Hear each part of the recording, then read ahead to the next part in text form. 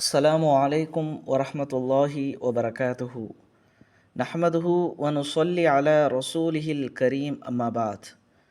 கணியத்திற்குரிய எல்லாம் வல்ல அல்லாஹ்வின் நல்லடியார்களே, நோன்பின் சில சட்டங்கள் என்ற தலைப்பில் தொடர் உரையாக பார்த்து கொண்டு வருகின்றோம். ரமலானின் இறுதி 10 நாட்கள் மிக சிறந்த நாட்களாக கருதப்படுகின்றது. இந்த இறுதி 10 நாட்களில் நபிகள் நாயகம் ஸல்லல்லாஹு அலைஹி வஸல்லம் அவர்கள் என்ன செய்வார்கள் என்பதை நாம் ஹதீஸ் மூலமாக பார்க்கலாம். புகாரியில் 2024வது ஹதீஸாக வருகின்றது. ரமலானில் கடைசி 10 நாட்கள் வந்துவிட்டால் நபி ஸல்லல்லாஹு அலைஹி வஸல்லம் அவர்கள் இல்லற தொடர்பை நிறுத்தி கொள்வார்கள்.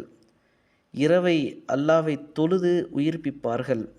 இறைவனை வணங்குவதற்காக தம் குடும்பத்தினரை எழுப்பிவிடுவார்கள் என்பதை இந்த ஹதீஸ் மூலமாக நாம் பார்க்கலாம்.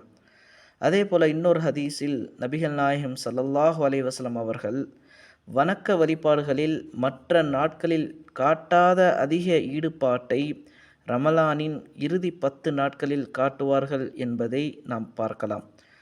இன்னொரு ஹதீஸில் நபிகள் நாயகம் ஸல்லல்லாஹு அலைஹி வஸல்லம் அவர்கள் ரமலானின் கடைசி 10 நாட்களில் இஅ்திகாஃப் இருப்பார்கள். ரமலானின் கடைசி 10 நாட்களில் லைலத்துல் கத்ரை தேடுங்கள் என கூறுவார்கள் என்பதை நாம் ஹதீஸ் மூலமாக பார்க்கலாம். ஆக இந்த ரமலானுடைய மாதத்தில் நாம் கடைசி 10 நாட்களில் அல்லாஹ்வை அதிகமாக தொழுது அதிகமாக வணக்க வழிபாடுகளில் ஈடுபட வேண்டும். நபிகள் நாயகம் ஸல்லல்லாஹு அலைஹி வஸல்லம் அவர்கள் எப்படி இரவை அல்லாஹ்விற்காக கழித்தார்களோ உயிர்ப்பித்தார்களோ அதே போல நாமும் இரவை அல்லாஹ்விற்காக உயிர்ப்பிக்க வேண்டும். கடைசி 10 நாட்களில் இஅ்திகாஃப் இருந்து அல்லாஹ்வுடைய நன்மையை பெற்றார்கள். அதே போல் நாமும் இன்ஷா அல்லாஹ் இஅ்திகாஃப் இருப்பதற்கு முயற்சி செய்ய வேண்டும். லைலத்துல் கத்ர் என்று சொல்லக்கூடிய புனிதமான இரவை கடைசி 10 நாட்களில் நாம் தேட வேண்டும்.